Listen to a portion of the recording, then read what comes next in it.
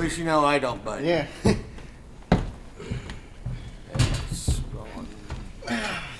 When you're on, let me know. It's on. I always do a few seconds prior. So. All right, can I finish up a text I was sending? Go ahead. Go ahead. Sure. Go ahead. Don't worry. But we can keep talking while you're doing that. Do your text. All right. And tell me your full name. All right. Do your text. Do your text. Do your text. I won't say nothing till you say I'm done.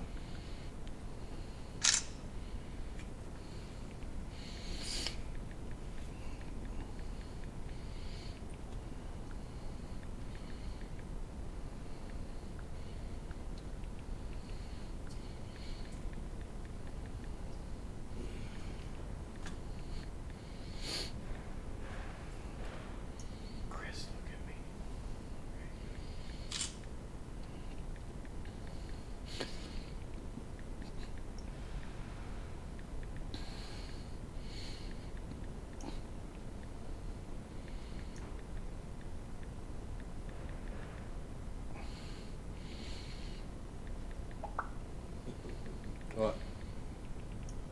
All the pictures look good so far, except the ones of me and you. I have to do some more. All right, he's not done yet. I'm at the last sentence of this here. It's okay, Donnie. It's okay. Relax. It's actually in regards to something I want to talk about on here if possible. No problem. No problem. That's cool.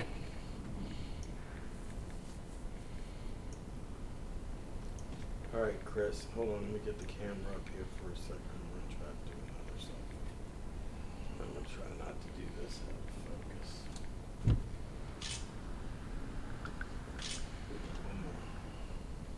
All right. Give me your full name, young man. All right. My name is Donnie Drumm. I'm a costumer, cosplayer, prop fabricator, and as most famous for, a mask maker. How old are you, Donnie? Believe it or not, 28. There's some days I feel older than that.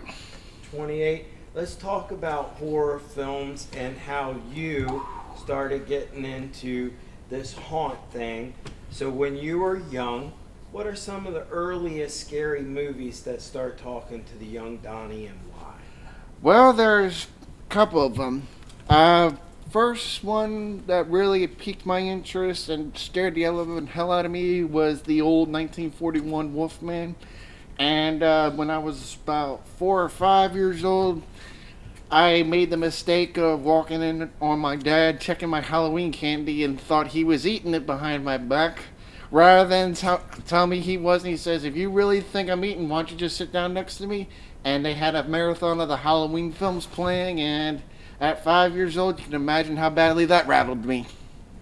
So the Halloween films, are you still a fan of that genre? Oh, yeah. I've actually got a full Michael Myers outfit that I'm going to be, that's going to be used at a special event here at the 25th, I think, of this month here in Waynesboro. So it's called Nightmares on Main Street. Main Street.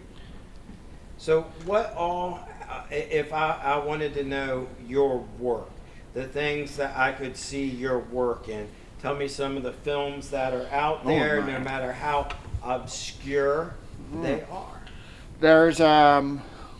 There's 2 short films that just came out that I did the main face of the character for. One's called Hoodie, which is where it debuted, and then there's a another short film sequel called Paralyzed, I believe. There's a custom clown hammer I did for Remnants, I think it's called. That's yours, the hammer? That big hammer there has a cylinder on one side, the box on the other. There's also, what's another one here? I did one of the kills for one of the Dead Hollow movies. The title escapes me. It's the one with the guy in the Appalachians shooting people. It's one of the Libby Damon and Matt Stanley's films. It'll come back to me here. The other film that I've done work for, trying to remember what it is though. Boggs Family. It's Sorry, just going through a It's bunch okay. of stuff. Let's Okay, talk Donnie. about how you go about designing your mask and some of the materials that you work with and that you enjoy working with. Right on the set. I've worked with everything. I buy vacuum form blanks from other artists, but as far as the stuff I've made, I've done mache burlap and made scarecrows out of that and latex. I'm actually going to start experimenting with rubber cement and contact cement just so I can get more fibers out of it. Speaking of latex, I do a lot of what I do is I do hand sculpted pieces, mold those and cast in latex. And most of the hockey masks that I've done throughout the years, everything that is parts 3 through 6, Versus and Savini are all hard cast fiberglass. Depending on the film, there's either elastic or leather strapping. What other stuff have I used to make things out of?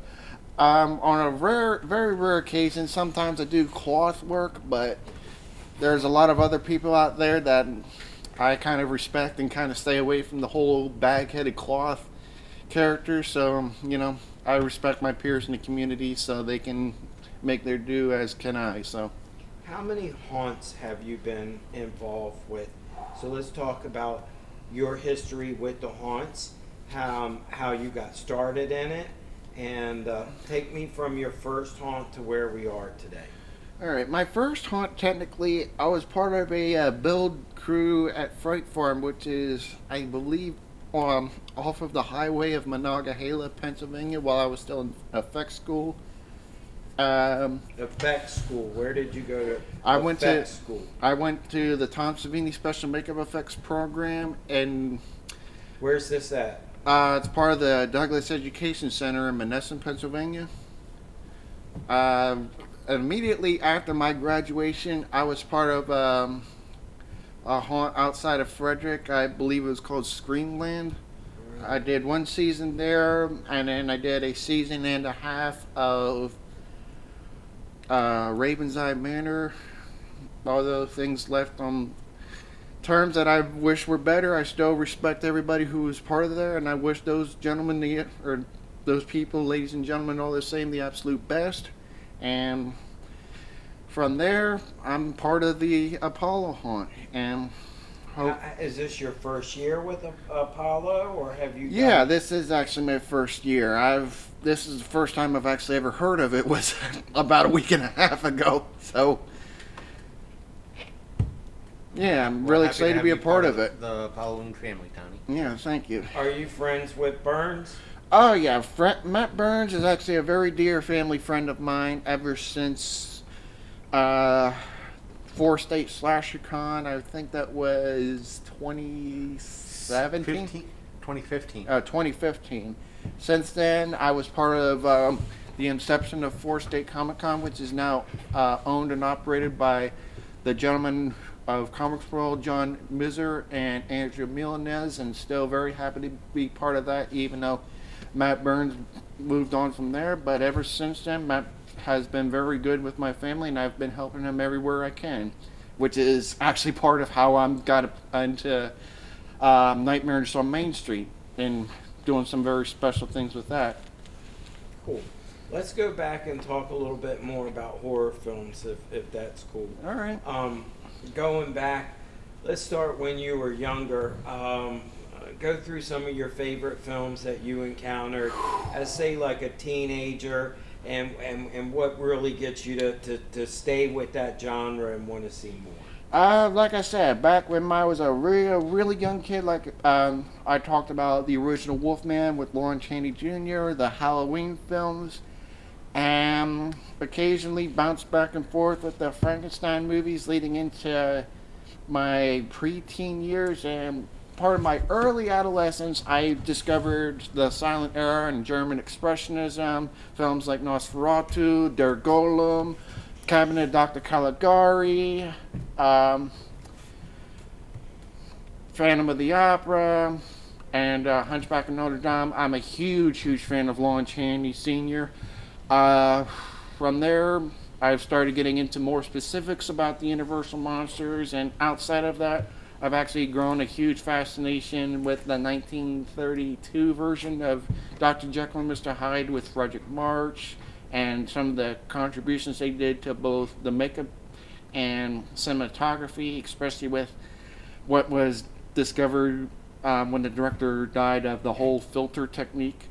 They actually used, they filmed the, in course, black and white, but they had different colored filters that they would put in front of the camera just so that different layers of Frederick March's makeup through the transformation would show through in different shadows, and it would just look seamless just because of the film transition. A couple of other films. My mid-teens, I started getting into the early, or actually the later exploitation genre into the slasher genre. Of course, you start with your big franchises. Like I said, it's Halloween, Friday the 13th, Nightmare on Elm Street, and of course the Texas Chainsaw Massacre. But I have a special place in my heart for films that never got that sequel. Films like My Bloody Valentine, The Burning, Prowler. I like to say Sleepaway Camp, but we all know how that went. No disrespect to the people who worked the 2 and 3. It's just first film is kind of that superior benchmark of that, especially that shock ending. And take that where you will, but I've actually been blessed to meet and work with Felissa Rose at New Year's Evil. If you ever see the book bag that she uses for her in-character photo op, if you look at the New Year's Evil photo op that she did, there's a hockey mask hanging off of her book bag. That was my making there. Really? Yes.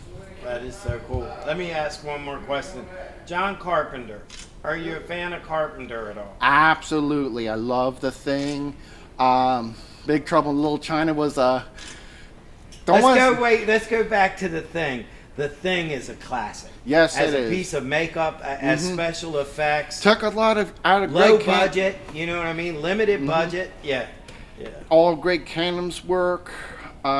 Speaking of makeup effects, another person I gained a lot of respect for, and unfortunately this is after his recent passing, was John Carl Buechler, who did everything from, I think he pretty much dabbled in every major slasher franchise. He did final makeup for the first 2 Reanimator films. There's of course Prison, but arguably his most famous work has to be Friday the 13th Part 7 with that really decrepit zombie Jason with the bones showing through. And I mean, the man was extremely talented and sorely missed for sure. Chris, I'm good if you have anything. What do you think about Roger Corman? The cheesy aspects of, I know we probably all He's a mad genius. the Was a aspect mad of, you know, you watch his movies. I'm not saying he's as bad as like Lloyd Kaufman, but you just have to yell at the TV like, why would you do that? Why? Well, I put him in that same category as Ed Wood. Yeah, you have that sort of face-palming endeavor, but at the same time, you got to respect the man's output, his creativity, in spite of a lot of his limitations. But you're still sitting in your seat. Yeah, you shake your head, but it's like you still gotta, you know. it's they're guilty pleasure films, lack of a better term. It's a train wreck. It's a train wreck that you I want to have throw watch. a suggestion out at you if you get an opportunity to check it out. It's one of my favorite low-budget films, 1995. It's called My Sweet Satan. It's only about 20 minutes long. It's made by a filmmaker from Dayton, Ohio, named Jim Van Beber. Real low budget, you know what I'm saying? But an incredibly well done film. And the power, like the climax of the film is some well done makeup. Sweet. I'm good, Chris. If you want to go around and shoot some more footage, and you know, I'm gonna roll. Okay. Donnie, what's your last name again? Drumm. Drumm. Are you on Facebook? Yes. I'll find you on Facebook.